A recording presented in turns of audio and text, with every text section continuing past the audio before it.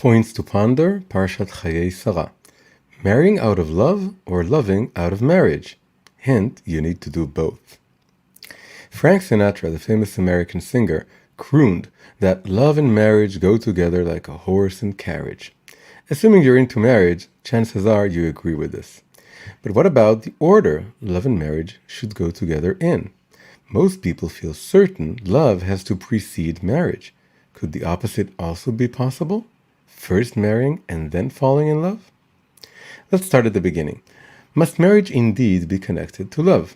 Many historians claim today that the pairing of love and marriage is itself a late marriage, a match made by the Romantic movement only as late as the 19th century. Before that, people married for political or business reasons, and of course, to produce progeny. Love was a bonus. But if you look in the Bible, you'll see it gives much room to the ideal of marriage with love.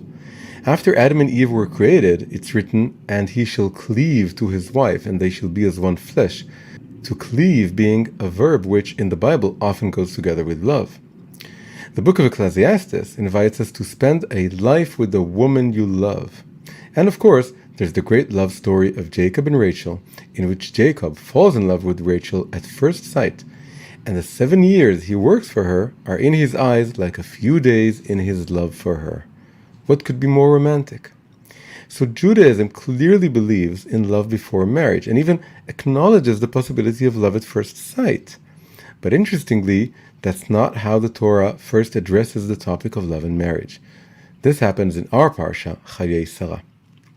After Sarah's death, Abraham sends his servant to the land of Aram to seek a wife for his son Isaac, and the servant finds the righteous Rebekah. When he brings her to Isaac, the verse tells us, Isaac brought her to his mother Sarah's tent, and he married Rebekah. She became his wife, and he loved her. Notice the order of events here. First, Isaac married Rebekah, and only afterwards did he love her. But does this really mean that he married her without any feelings for her? Look at why the Malbim, one of the great commentators of the 19th century, period during which the Romantic movement was at its height, incidentally, wrote about this. Jacob and Rebekah's love was like planting a tree, beginning with a small seed, which, when watered, embeds in the earth and every day grows and thickens. In the beginning, there was only a spark of love planted in the furrows of his heart, but through their actions, love grew from day to day, so the crux of the love was revealed only after marriage.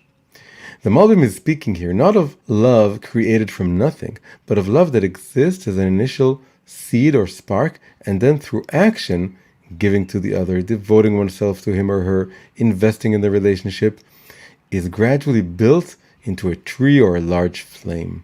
The author of the Sefer HaChinuch, the Book of Education, describes something similar in saying that after the deeds, the hearts are drawn. Actions don't only flow from feelings, they can also strengthen them in return.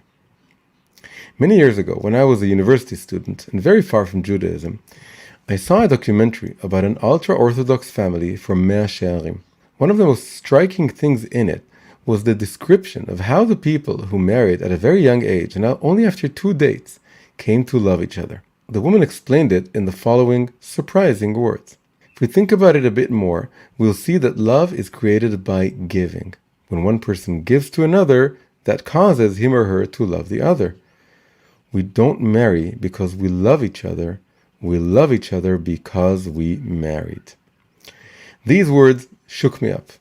At the time, I was taking a psychology course on authenticity. In it, we discussed at length the concept of the authentic self, the notion that we have one true self within us that cannot be influenced, only expressed or repressed.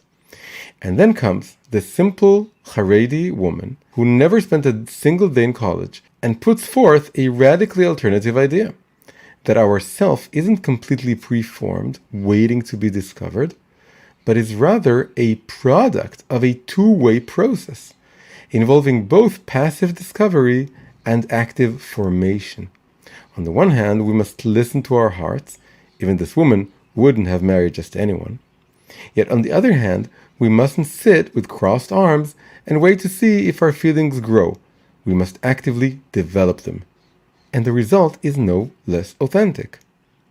I might have suspected this woman of deceiving herself, if not for the fact that the true heartwarming love between her and her husband was self-evident.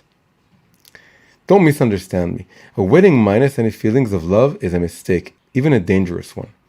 A marriage based on utilitarian considerations alone will most likely lead to misery and unhappy children. What I'm saying is that love is like a bonfire that we build. We need a true spark of love in order to ignite it, but not much more than that. Maintaining and enlarging the flame is up to us. Point to ponder. The expression second nature generally describes habits so ingrained in us that they have become part of our nature, so to speak.